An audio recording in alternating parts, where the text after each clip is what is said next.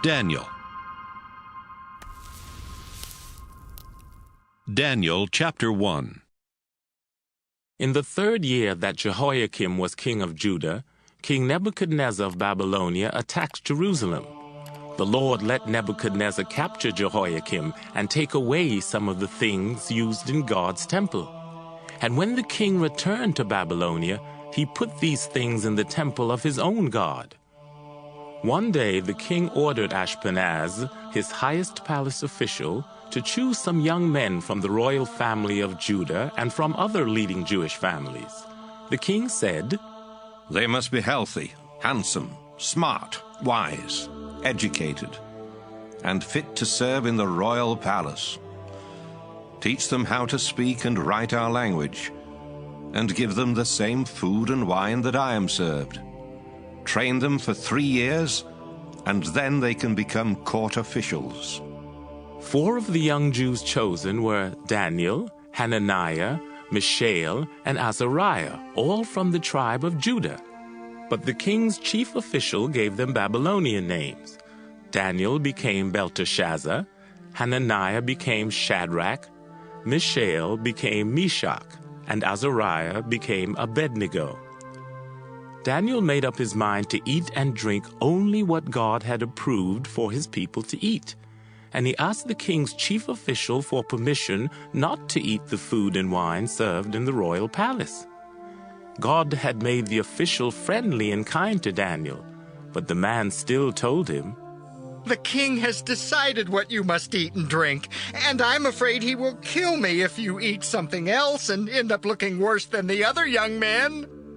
The king's official had put a guard in charge of Daniel and his 3 friends.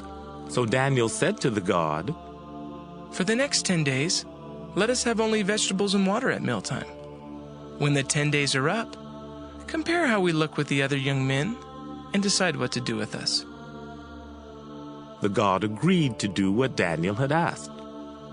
10 days later, Daniel and his friends looked healthier and better than the young men who had been served food from the royal palace.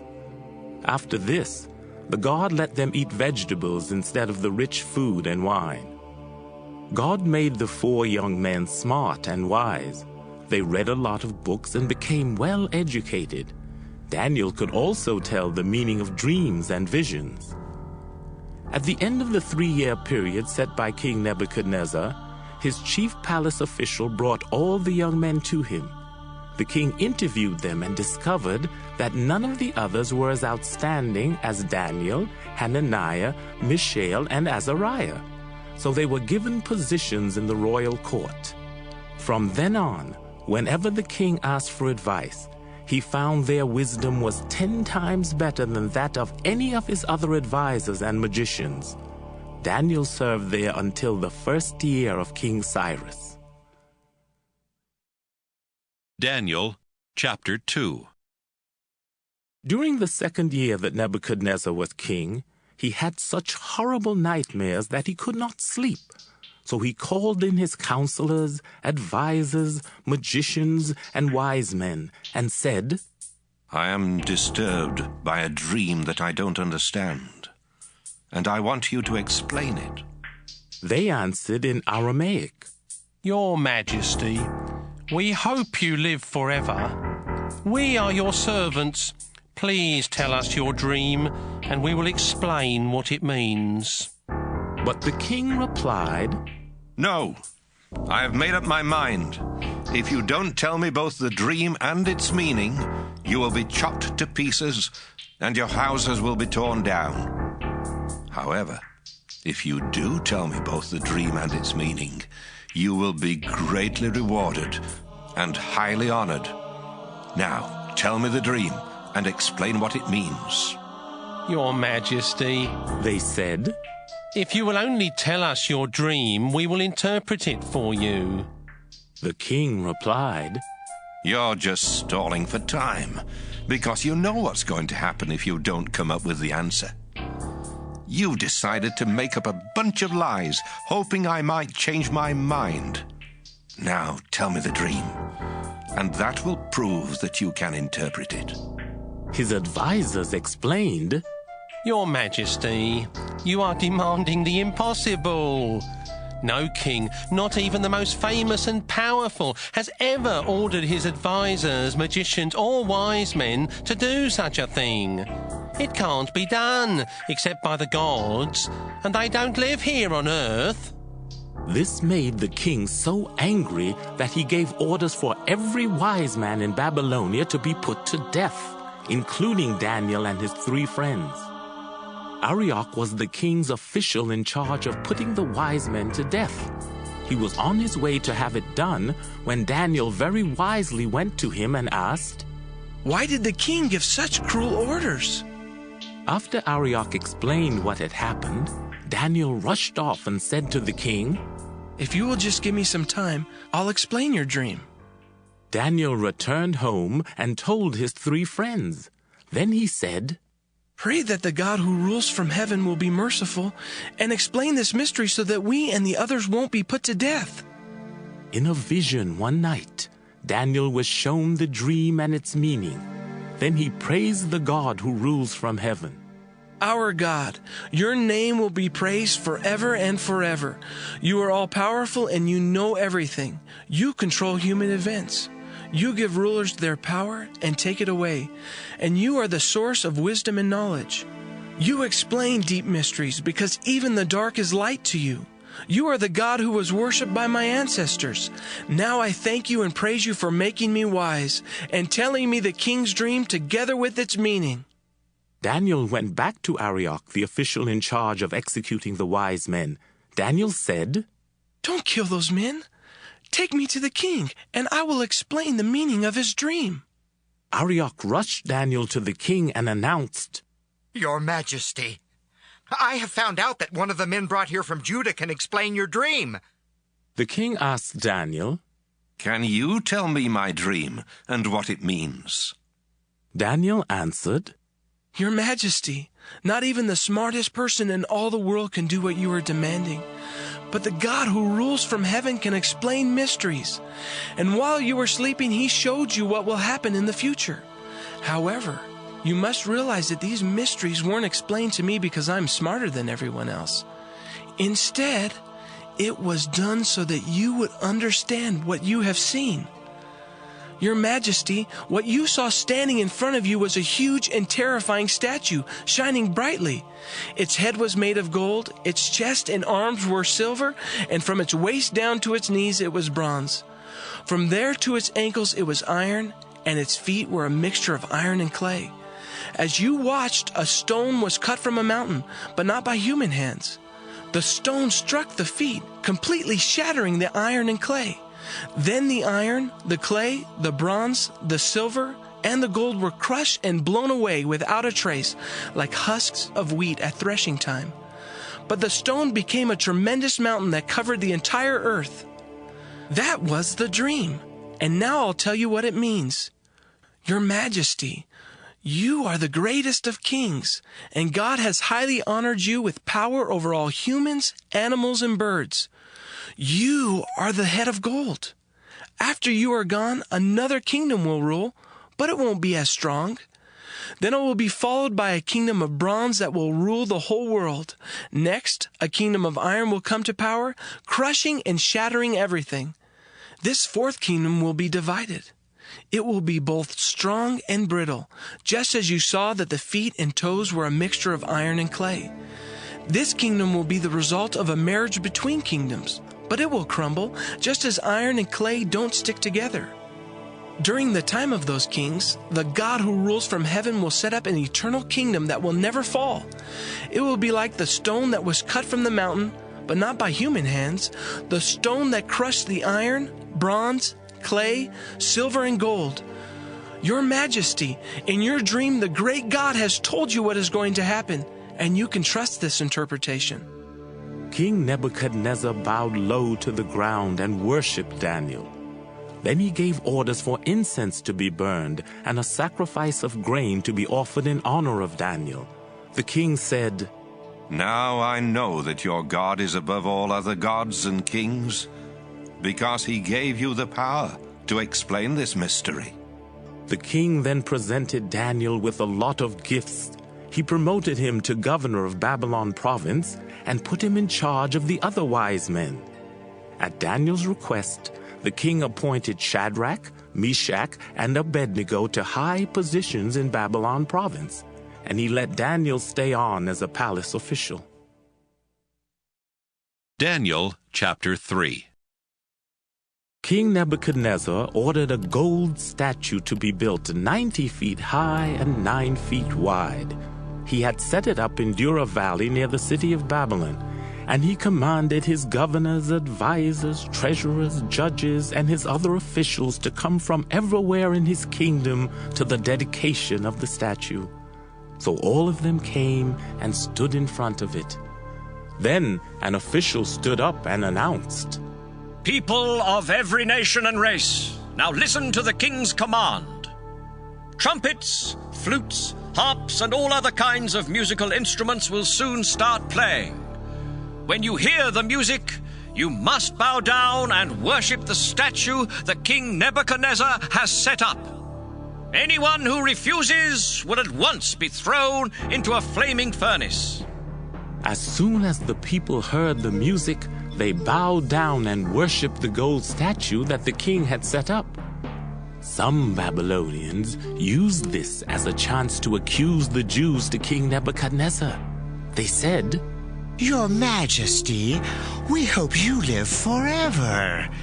You commanded everyone to bow down and worship the gold statue when the music played, and you said that anyone who did not bow down and worship it would be thrown into a flaming furnace. Sir, you appointed 3 men to high positions in Babylon province, but they have disobeyed you. Those Jews, Shadrach, Meshach, and Abednego, refused to worship your gods in the statue you have set up." King Nebuchadnezzar was furious, so he sent forth the 3 young men and said, I hear that you refuse to worship my gods and the gold statue I have set up. Now, I'm going to give you one more chance. If you bow down and worship the statue when you hear the music, everything will be all right. But if you don't, you will at once be thrown into a flaming furnace. No god can save you from me." The 3 men replied, "Your Majesty, we don't need to defend ourselves. The God we worship can save us from you and your flaming furnace. But even if he doesn't, we still won't worship your gods and the gold statue you have set up." Nebuchadnezzar's face twisted with anger at the 3 men, and he ordered the furnace to be heated 7 times hotter than usual. Next, he commanded some of his strongest soldiers to tie up the men and throw them into the flaming furnace. The king wanted it done at that very moment, so the soldiers tied up Shadrach, Meshach, and Abednego and threw them into the flaming furnace with all their clothes still on, including their turbans. The fire was so hot that flames leaped out and killed the soldiers. Suddenly, the king jumped up and shouted, Weren't only 3 men tied up and thrown into the fire? "Yes, Your Majesty." The people answered. But I see 4 men walking around in the fire. The king replied, None of them is tied up or harmed, and the 4th one looks like a god. Nebuchadnezzar went closer to the flaming furnace and said to the 3 young men, You servants of the Most High God, come out at once. They came out, and the king's high officials, governors, and advisors all crowded around them. The men were not burned. Their hair wasn't scorched, and their clothes didn't even smell like smoke.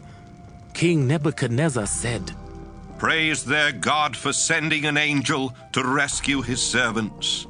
They trusted their God and refused to obey my commands. Yes, they chose to die rather than to worship or serve any god except their own.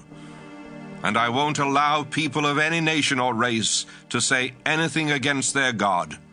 Anyone who does will be chopped up, and their houses will be torn down, because no other God has such great power to save. After this happened, the king appointed Shadrach, Meshach, and Abednego to even higher positions in Babylon province. Daniel chapter 4. King Nebuchadnezzar sent the following letter to the people of all nations and races on the earth. Greetings to all of you. I am glad to tell you about the wonderful miracles God Most High has done for me. His miracles are mighty and marvelous. He will rule forever, and his kingdom will never end. I was enjoying a time of peace and prosperity when suddenly I had some horrifying dreams and visions. Then I commanded every wise man in Babylonia to appear in my court, so they could explain the meaning of my dream. After they arrived, I told them my dream, but they were not able to say what it meant. Finally, a young man named Daniel came in, and I told him the dream. The holy gods had given him special powers, and I had renamed him Belteshazzar, after my own god. I said, "Belteshazzar, not only are you the wisest of all advisors and counselors, but the holy gods have given you special powers to solve the most difficult mysteries. So listen to what I dreamed, and tell me what it means." In my sleep, I saw a very tall tree in the center of the world. It grew stronger and higher until it reached to heaven and could be seen from anywhere on earth. It was covered with leaves and heavy with fruit, enough for all nations. Wild animals enjoyed its shade, birds nested in its branches, and all creatures on earth lived on its fruit. While I was in bed, having this vision, a holy angel came down from heaven and shouted, "Chop down the tree and cut off its branches. Strip off its leaves and scatter its fruit. Make the animals leave its shade and send the birds flying from its branches. But leave its stump and roots in the ground, surrounded by grass and held by chains of iron and bronze. Make sure that this ruler lives like the animals out in the open fields, unprotected from the dew. Give him the mind of a wild animal for 7 long years. This punishment is given at the command of the holy angels. It will show to all who live that God Most High controls all kingdoms and chooses for their rulers persons of humble birth." Daniel, that was the dream that none of the wise men in my kingdom were able to understand. But I am sure that you will understand what it means, because the holy gods have given you some special powers. For a while, Daniel was terribly confused and worried by what he was thinking. But I said, "Don't be bothered either by the dream or by what it means." Daniel replied, "Your Majesty, I wish the dream had been against your enemies. You saw a tree that grew so big and strong that it reached up to heaven and could be seen from anywhere on earth. Its leaves were beautiful, and it produced enough fruit for all living creatures. Animals lived in its shade, and birds nested in its branches. Your Majesty, that tree is you. Your glorious reputation has reached heaven, and your kingdom covers the earth. Then you saw a holy angel come down from heaven and say, "Chop down the tree and destroy it, but leave its stump and roots in the ground, fastened there by a chain of iron and bronze. Let it stay for 7 years out in the field with the wild animals, unprotected from the dew." Your Majesty, God Most High has sent you this message, and it means that you will be forced to live with the wild animals far away from humans. You will eat grass like a wild animal and live outdoors for 7 years until you learn that God Most High controls all earthly kingdoms and chooses their rulers. But he gave orders not to disturb the stump and roots. This is to show that you will be king once again, after you learn that the God who rules from heaven is in control. Your Majesty, please be willing to do what I say. Turn from your sins and start living right. Have mercy on those who are mistreated. Then all will go well with you for a long time. About 12 months later, I was walking on the flat roof of my royal palace and admiring the beautiful city of Babylon when these things started happening to me. I was saying to myself, just look at this wonderful capital city that I have built by my own power and for my own glory. But before I could finish speaking, a voice from heaven interrupted. King Nebuchadnezzar, this kingdom is no longer yours. You will be forced to live with the wild animals away from people. For 7 years you will eat grass as though you were an ox, until you learn that God Most High is in control of all earthly kingdoms, and that He is the one who chooses their rulers. This was no sooner said than done. I was forced to live like a wild animal. I ate grass and was unprotected from the dew. As time went by, my hair grew longer than eagle feathers, and my fingernails looked like the claws of a bird. Finally, I prayed to God in heaven, and my mind was healed. Then I said, I praise and honor God Most High. He lives forever, and His kingdom will never end. To Him the nations are far less than nothing. God controls the stars in the sky and everyone on this earth. When God does something, we cannot change it or even ask why. At that time, my mind was healed, and once again I became the ruler of my glorious kingdom. My advisors and officials returned to me, and I had greater power than ever before. That's why I say, praise and honor the King who rules from heaven. Everything He does is honest and fair, and He can shatter the power of those who are proud. Daniel chapter 5. One evening, King Belshazzar gave a great banquet for 1,000 of his highest officials, and he drank wine with them.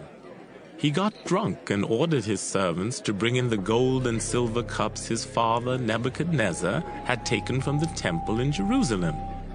Belshazzar wanted the cups so that he and all his wives and officials could drink from them. When the gold cups were brought in, everyone at the banquet drank from them and praised their idols made of gold, silver, bronze, iron, wood, and stone. Suddenly, a human hand was seen writing on the plaster wall of the palace. The hand was just behind the lampstand, and the king could see it writing.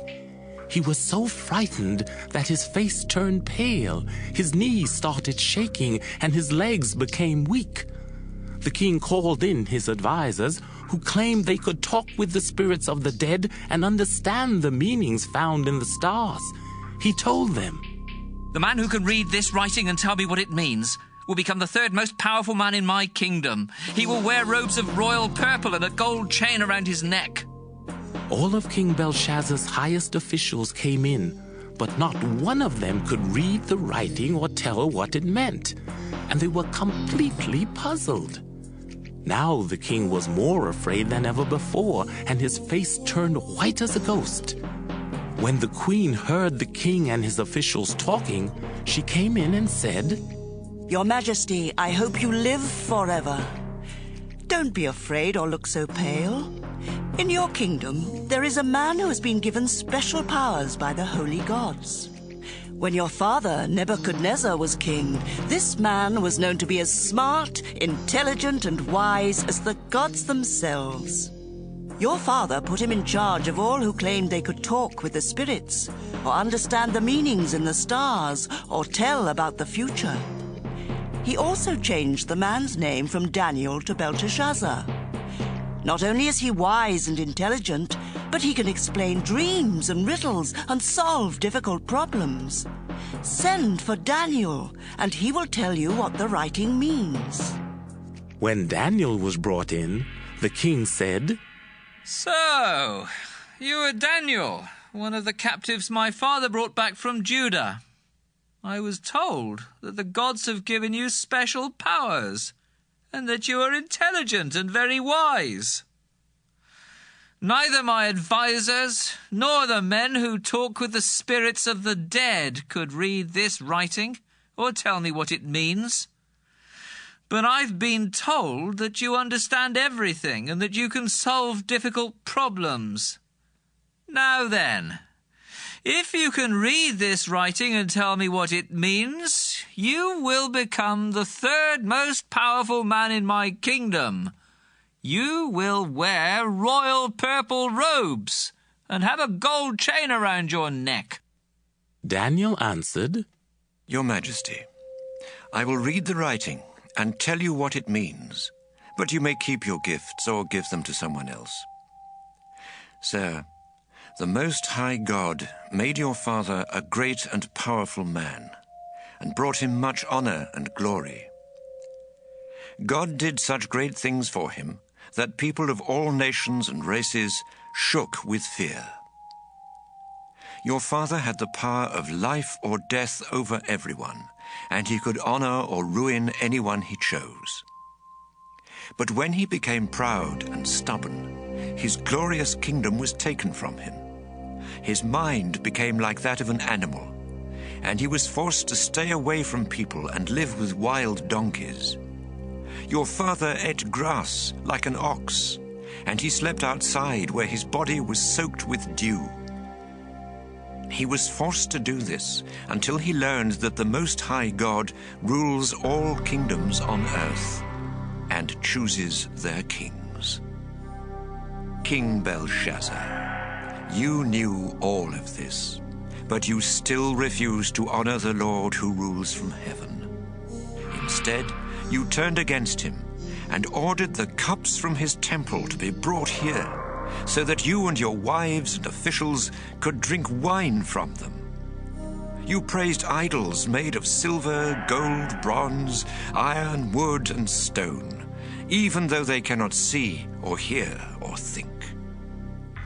You refused to worship the God who gives you breath and controls everything you do. That's why he sent the hand to write this message on the wall.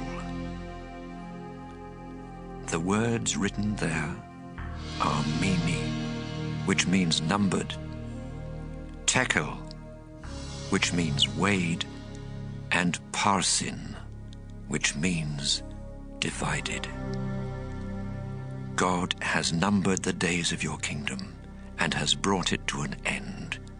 He has weighed you on his balance scales, and you fall short of what it takes to be king. So God has divided your kingdom between the Medes and the Persians. Belshazzar gave a command for Daniel to be made the third most powerful man in his kingdom and to be given a purple robe and a gold chain. That same night the king was killed. Then Darius the Mede, who was 62 years old, took over his kingdom. Daniel chapter 6. Darius divided his kingdom into 120 states and placed a governor in charge of each one. In order to make sure that his government was run properly, Darius put 3 other officials in charge of the governors. One of these officials was Daniel, and he did his work so much better than the other governors and officials that the king decided to let him govern the whole kingdom. The other men tried to find something wrong with the way Daniel did his work for the king, but they could not accuse him of anything wrong because he was honest and faithful and did everything he was supposed to do. Finally, they said to one another, "We will never be able to bring any charge against Daniel, unless it has to do with his religion." They all went to the king and said, "Your Majesty, we hope you live forever. All of your officials, leaders, advisors, and governors agree that you should make a law forbidding anyone to pray to any god or human except you for the next 30 days. Everyone who disobeys this law must be thrown into a pit of lions. Order this to be written, and then sign it, so it cannot be changed, just as no written law of the Medes and Persians can be changed. So King Darius made the law and had it written down. Daniel heard about the law, but when he returned home, he went upstairs and prayed in front of the window that faced Jerusalem. In the same way that he had always done, he knelt down in prayer 3 times a day, giving thanks to God. The men who had spoken to the king watched Daniel and saw him praying to his God for help. They went back to the king and said, Didn't you make a law that forbids anyone to pray to any god or human except you for the next 30 days? And doesn't the law say that everyone who disobeys it will be thrown into a pit of lions? Yes, that's the law I made. The king agreed. And just like all written laws of the Medes and Persians, it cannot be changed. The men then told the king, That Jew named Daniel, who was brought here as a captive, refuses to obey you or the law that you ordered to be written. And he still prays to his God 3 times a day. The king was really upset to hear about this, and for the rest of the day he tried to think how he could save Daniel. At sunset, the men returned and said, Your Majesty, remember that no written law of the Medes and Persians can be changed, not even by the king. So Darius ordered Daniel to be brought out and thrown into a pit of lions. But he said to Daniel, You have been faithful to your God, and I pray that he will rescue you.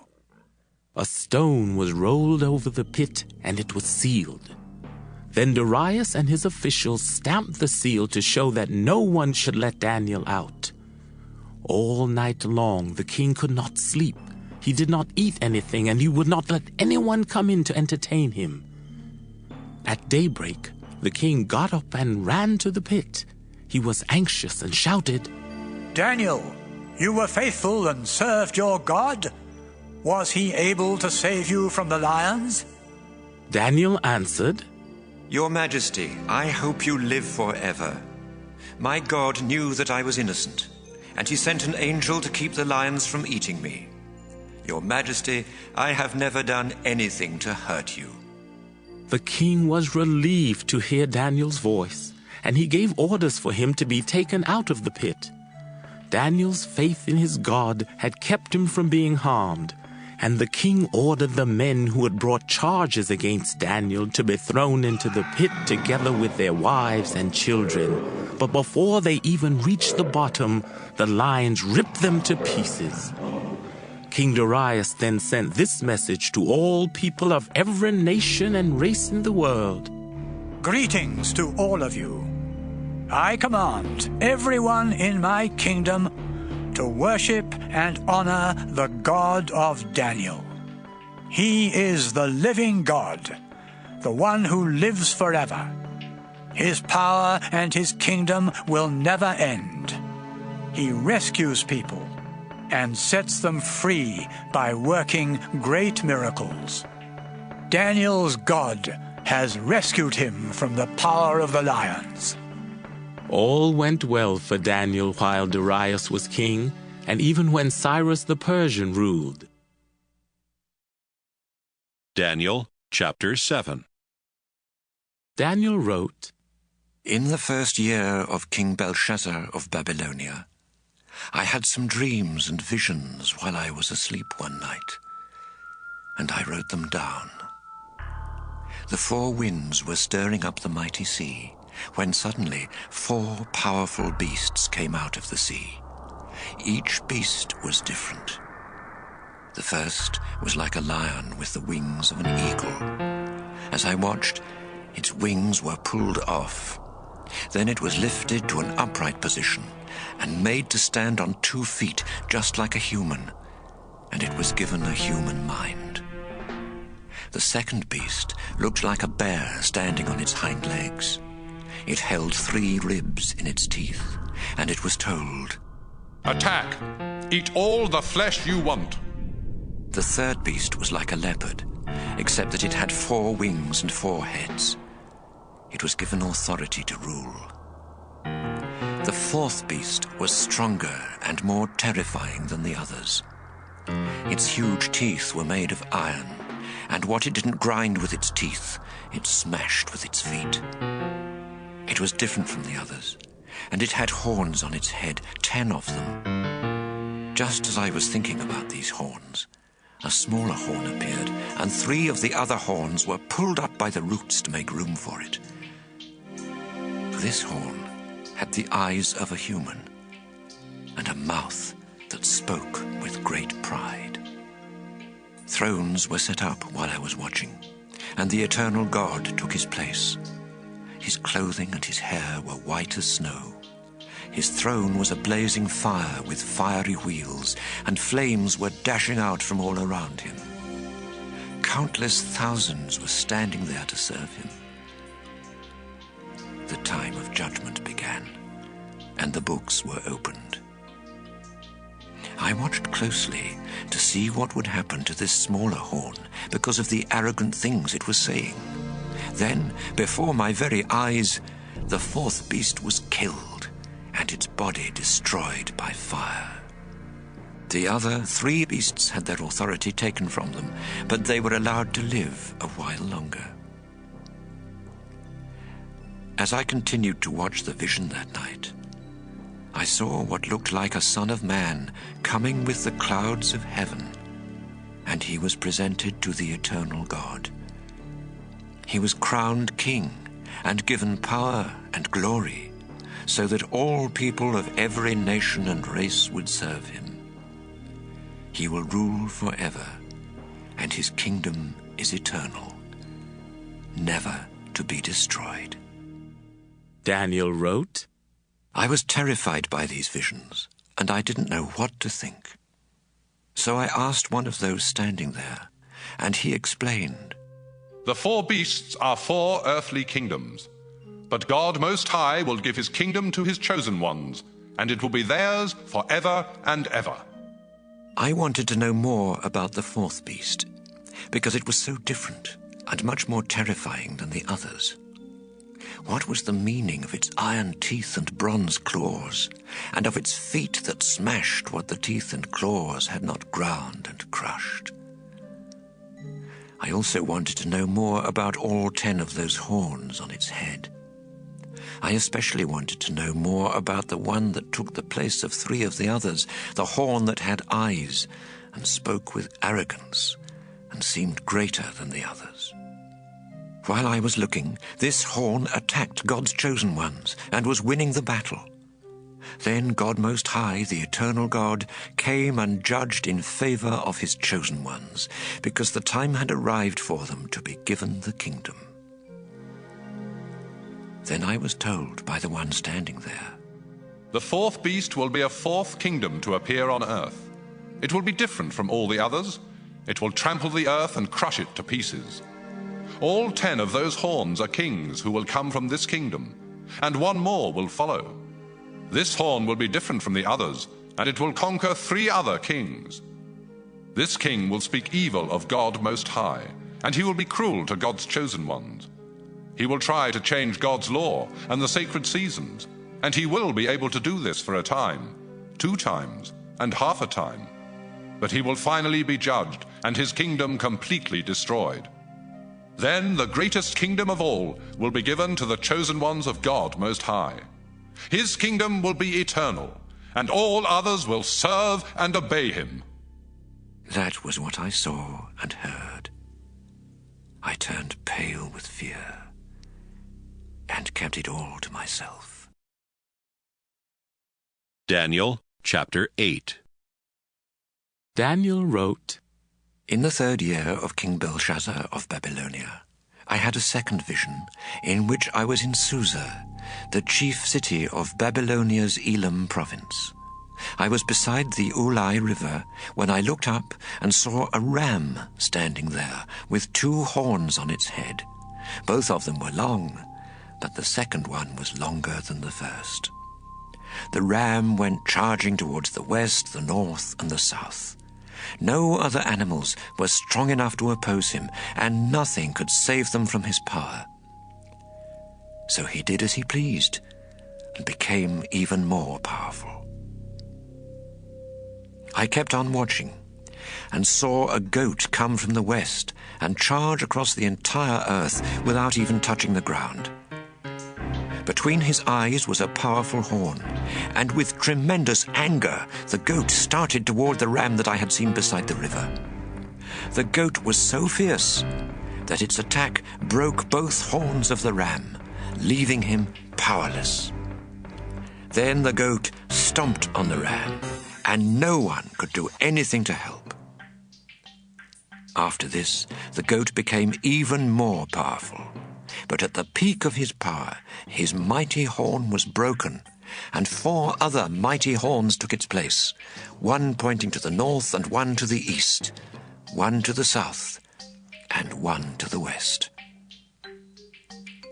A little horn came from one of these, and its power reached to the south, the east, and even to the Holy Land.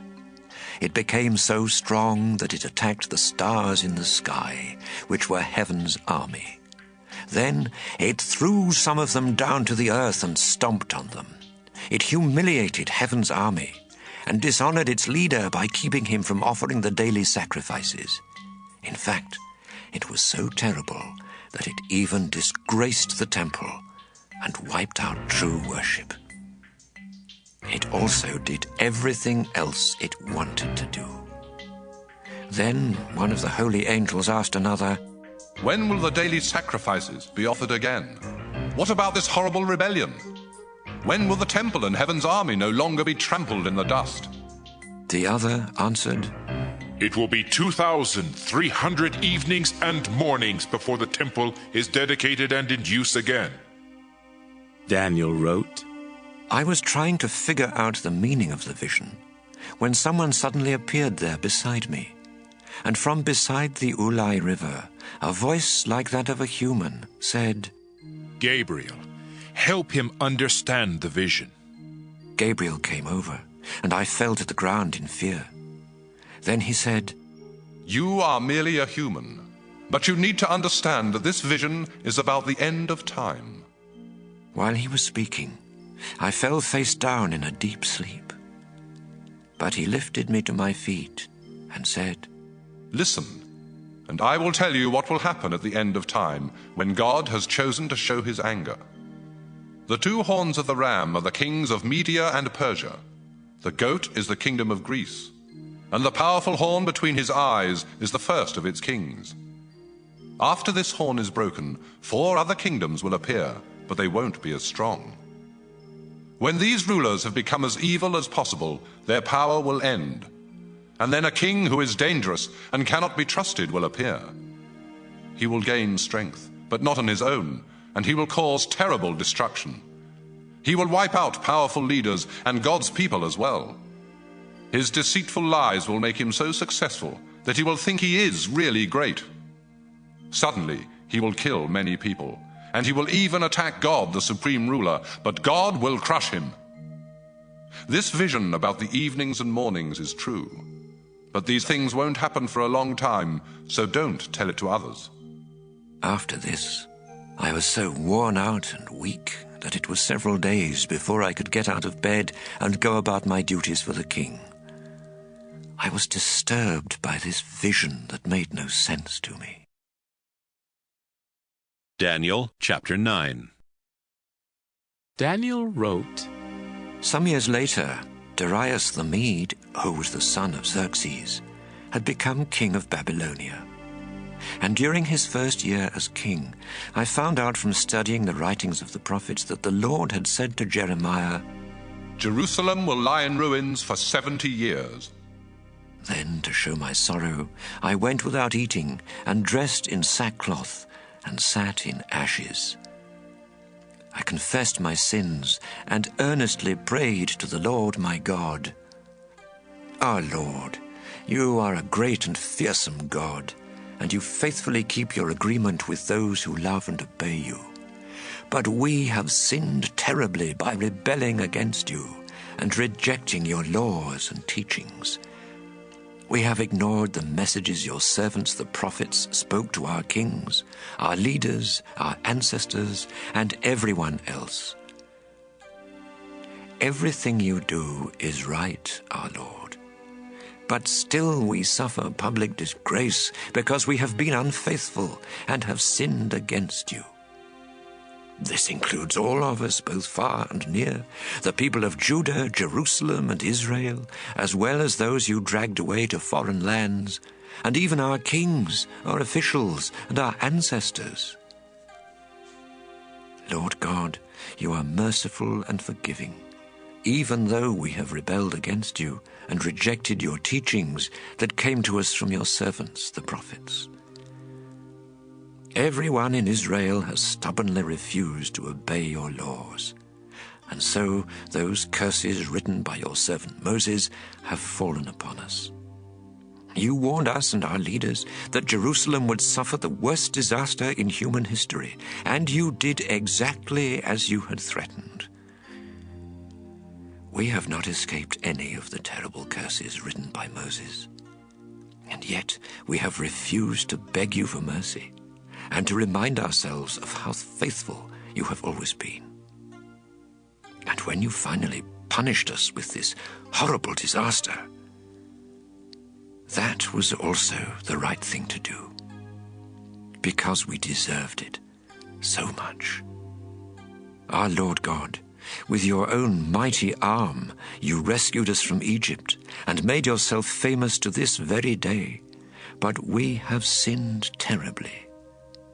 In the past, you treated us with such kindness that we now beg you to stop being so terribly angry with Jerusalem.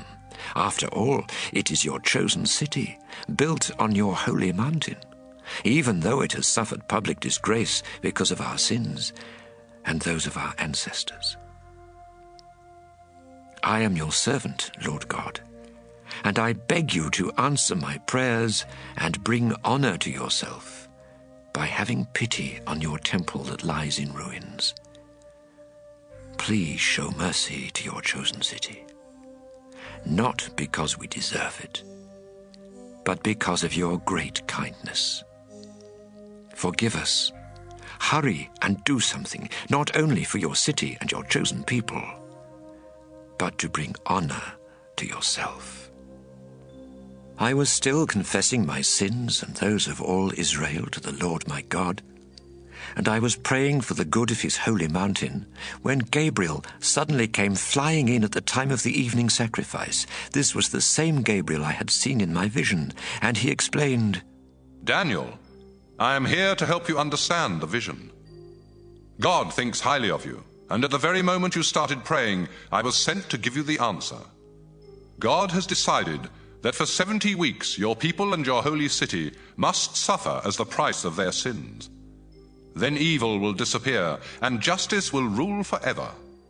The visions and words of the prophets will come true, and a most holy place will be dedicated. You need to realize that from the command to rebuild Jerusalem until the coming of the chosen leader, it will be 7 weeks and another 62 weeks. Streets will be built in Jerusalem, and a trench will be dug around the city for protection, but these will be difficult times. At the end of the 62 weeks, the chosen leader will be killed and left with nothing. A foreign ruler and his army will sweep down like a mighty flood, leaving both the city and the temple in ruins. And war and destruction will continue until the end, just as God has decided. For 1 week, this foreigner will make a firm agreement with many people, and halfway through this week he will end all sacrifices and offerings. Then the horrible thing that causes destruction will be put there, and it will stay there until the time God has decided to destroy this one who destroys. Daniel chapter 10. In the 3rd year of Cyrus the king of Persia, a message came to Daniel from God, and it was explained in a vision. The message was about a horrible war, and it was true. Daniel wrote, For 3 weeks I was in sorrow. I ate no fancy food or meat. I drank no wine. And I put no olive oil on my face or hair. Then, On the 24th day of the first month, I was standing on the banks of the great Tigris River when I looked up and saw someone dressed in linen and wearing a solid gold belt. His body was like a precious stone, his face like lightning, his eyes like flaming fires, his arms and legs like polished bronze, and his voice like the roar of a crowd. Although the people who were with me did not see the vision, they became so frightened that they scattered and hid. Only I saw this great vision. I became weak and pale, and at the sound of his voice I fell face down in a deep sleep. He raised me to my hands and knees, and then said, Daniel, your God thinks highly of you, and he has sent me. So stand up and pay close attention. I stood trembling, while the angel said, Daniel, don't be afraid. God has listened to your prayers since the first day you humbly asked for understanding, and he has sent me here. But the guardian angel of Persia opposed me for 21 days. Then Michael, who is one of the strongest guardian angels, came to rescue me from the kings of Persia. Now I have come here to give you another vision about what will happen to your people in the future. While this angel was speaking to me, I stared at the ground, speechless. Then he appeared in human form and touched my lips. I said, Sir, this vision has brought me great pain and has drained my strength. I am merely your servant. How can I possibly speak with someone so powerful when I am almost too weak to get my breath? The angel touched me a second time and said, Don't be frightened. God thinks highly of you, and he intends this for your good, so be brave and strong. At this, I regained my strength and replied, Please speak. You have already made me feel much better. Then the angel said, Now do you understand why I have come? Soon I must leave to fight against the guardian angel of Persia. Then, after I've defeated him, the guardian angel of Greece will attack me. I will tell you what is written in the Book of Truth, but first you must realize that no one except Michael, the guardian angel of Israel, is on my side. Daniel chapter 11. You also need to know that I protected and helped Darius the Mede in his first year as king. What I am going to tell you is certain to happen. 4 kings will rule Persia, one after the other, but the 4th one will become much richer than the others. In fact, his wealth will make him so powerful that he will turn everyone against the kingdom of Greece. Then a mighty king will come to power and will be able to do whatever he pleases. But suddenly, his kingdom will be crushed and scattered to the 4 corners of the earth, where 4 more kingdoms will rise. But these won't be ruled by his descendants or be as powerful as his kingdom. The king of the south will grow powerful. Then one of his generals will rebel and take over most of the kingdom. Years later, the southern kingdom and the northern kingdom will make a treaty, and the daughter of the king of the south will marry the king of the north. But she will lose her power. Then she, her husband, their child, and the servants who came with her will all be killed. After this, one of her relatives will become the ruler of the southern kingdom. He will attack the army of the northern kingdom and capture its fortresses. Then he will carry their idols to Egypt, together with their precious treasures of silver and gold, but it will be a long time before he attacks the northern kingdom again.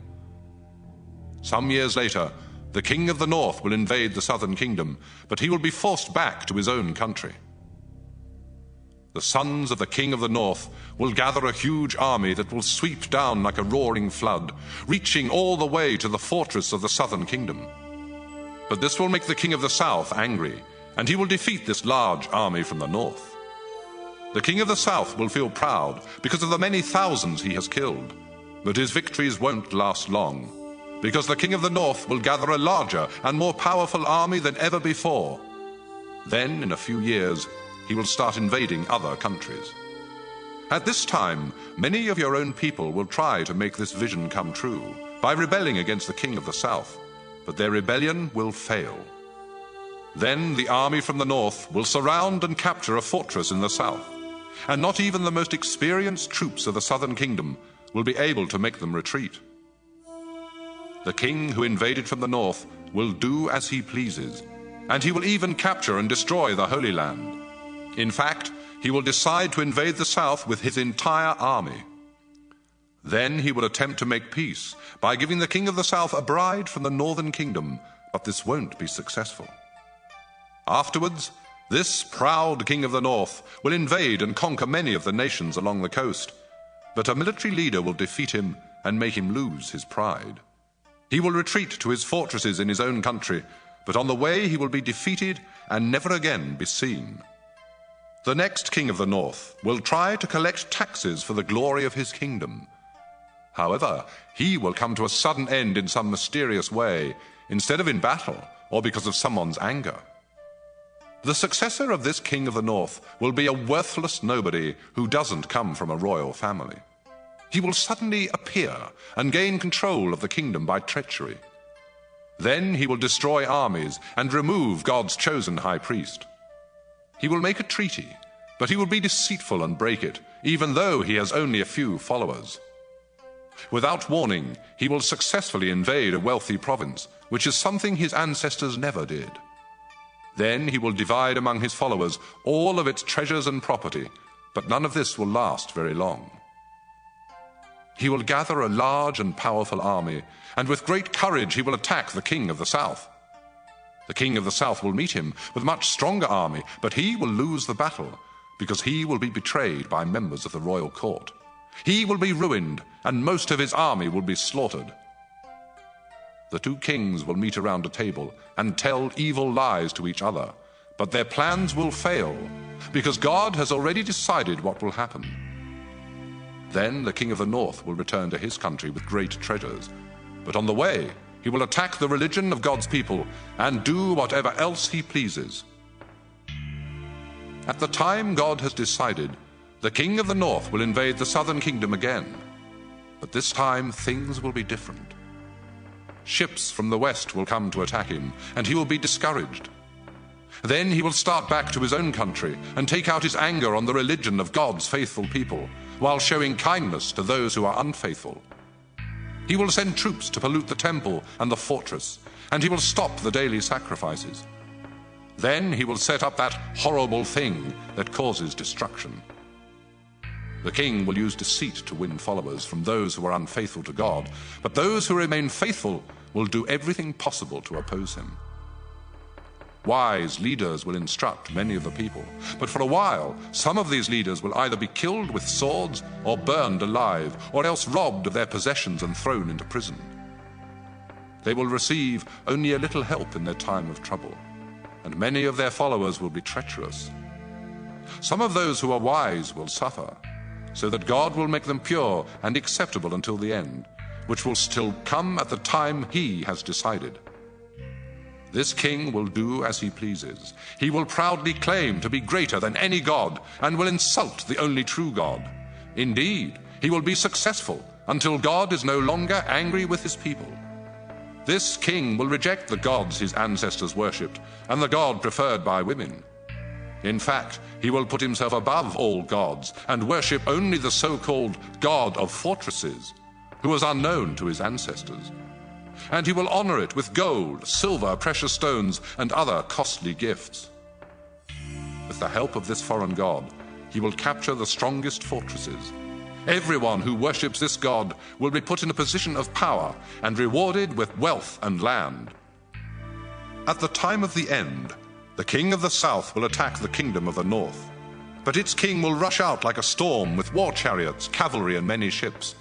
Indeed, his forces will flood one country after another, and when they reach the Holy Land, tens of thousands will be killed. But the countries of Edom and Moab and the ruler of Ammon will escape. The king of the north will invade many countries, including Egypt, and he will take its rich treasures of gold and silver.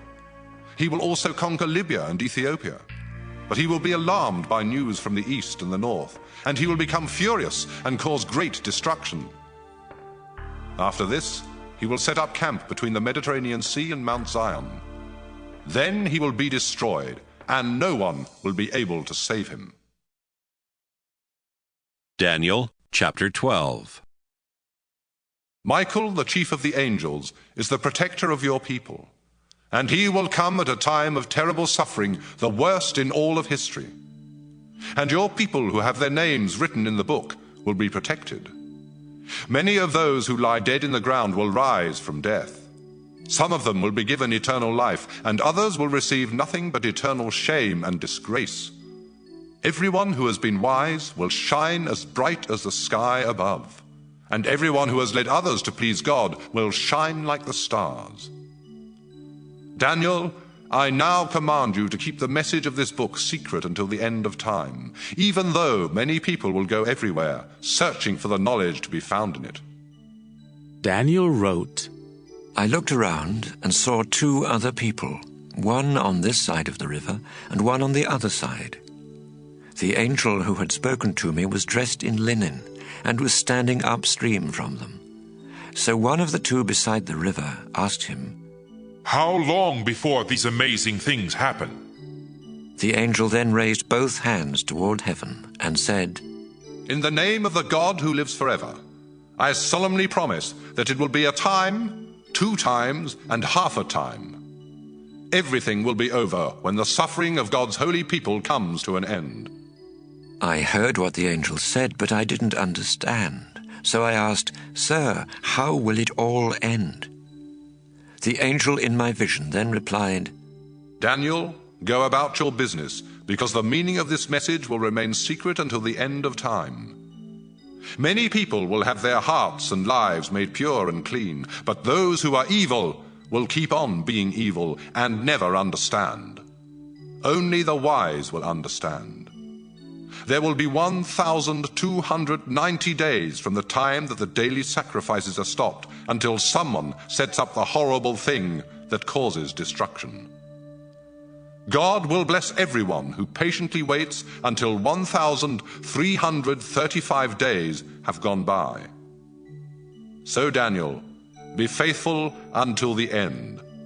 You will rest, and at the end of time you will rise from death to receive your reward.